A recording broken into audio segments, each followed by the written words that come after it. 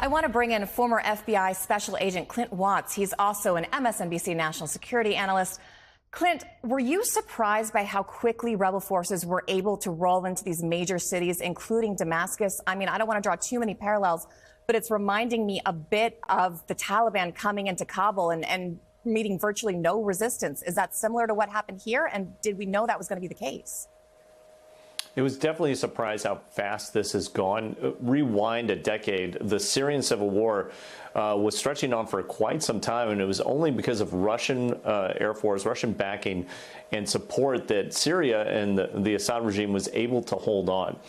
In those intervening years, when you had ISIS and al-Qaeda both pushing forward into Syria, creating the Nusra Front on the al-Qaeda side. That's what Jolani, Abu Muhammad al-Jolani, the individual that leads HTS, essentially moved from 2016 to 2017 to a more supporting and kind of building a community locally, while ISIS was more focused internationally on terrorist attacks. Fast forward to today, it had really been in pretty much a stalemate, and 3 or 4 things have happened in the last 6 months to 1 year. One, Israel really taking it to Iran, Iran being a multi-decade supporter of the Assad regime. 2, Russia being really focused on Ukraine and needing all of its military capacity there. They don't really have it now to push towards Syria.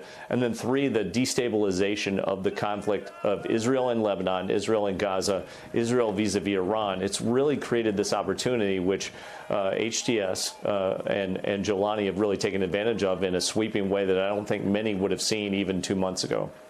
Right, the timing of this, I mean, the 3 main backers of the Assad regime, as you mentioned, were Hezbollah, Russia, and Iran, and they've all got other things to do right now.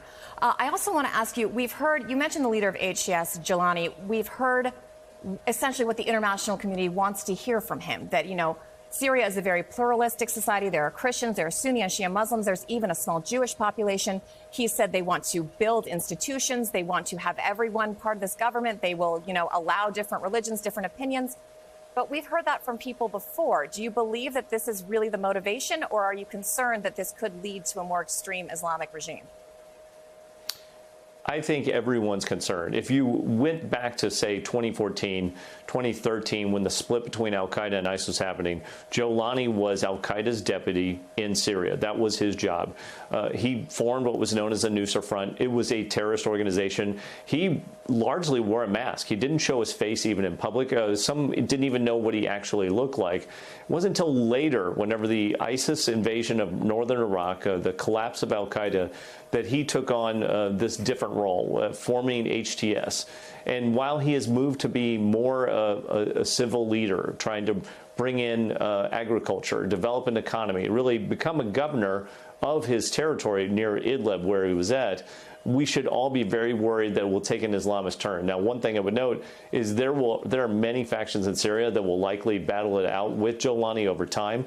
This is a very unstable and fluid situation, not that different than what we saw at the fall of Afghanistan, but also more similar maybe to Libya. If you remember, after Libya and Gaddafi were toppled, there are many factions competing for power there, and it was a long time before stability, or any form of stability, if you could say, ever unfolded. So that's why you see President Netanyahu speaking today, warning that while he was happy that the Assad regime had fallen, he took a lot of credit for everything that happened, there's instability right across this border.